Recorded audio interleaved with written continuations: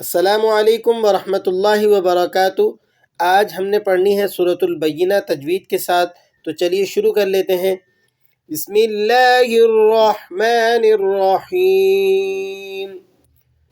لم يكن الذين كفروا من أهل الكتاب والمشركين منفكين حتى تأتيهم البينة۔ سب سے پہلا حرف دیکھیے گا، لم یکن الذین، یہاں پر یکن الذین کاف پر جو پیش ہے آپ نے اس کو لمبا نہیں کرنا، اور اسی طرح مجہول نہیں پڑھنا، یکو ایسے نہیں پڑھیں گے، یکن الذین کفروا، ٹھیک ہے۔ واو ساکن ہے، اس سے پہلے پیش ہے، یہ واو مدہ کہلاتا ہے، اسے آپ ایک الف کے برابر کھینچ لیں گے، کفروا من اہل الکتاب، یہاں پر نون ساکن ہے لیکن یہاں غنہ نہیں ہوگا بلکہ یہاں اظہار ہوگا، آپ نے اس کو جلدی سے پڑھ دینا ہے، من اہل الکتاب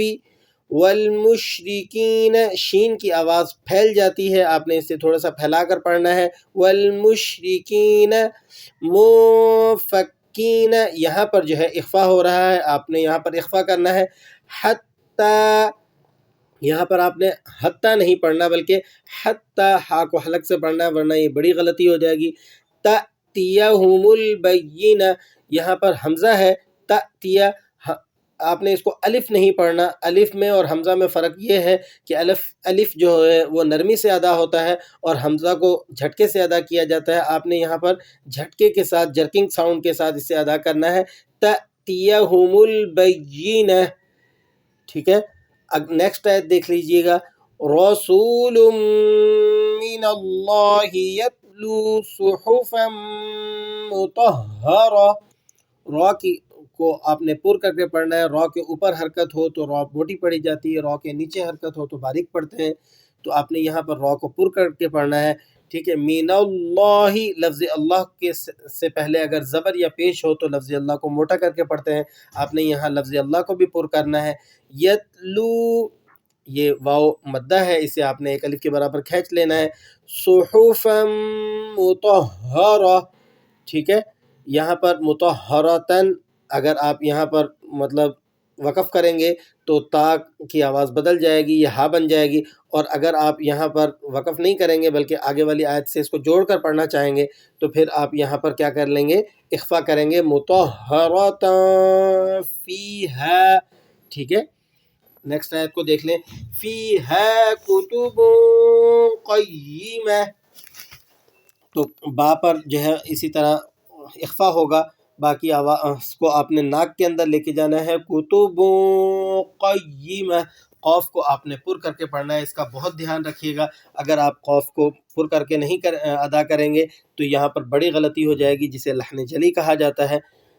آگے نیکسٹ آیت کو دیکھ لیں، وَمَا تَفَرَّقَ الَّذِينَ أُوتُوا الْكِتَابَ إِلَّا مِن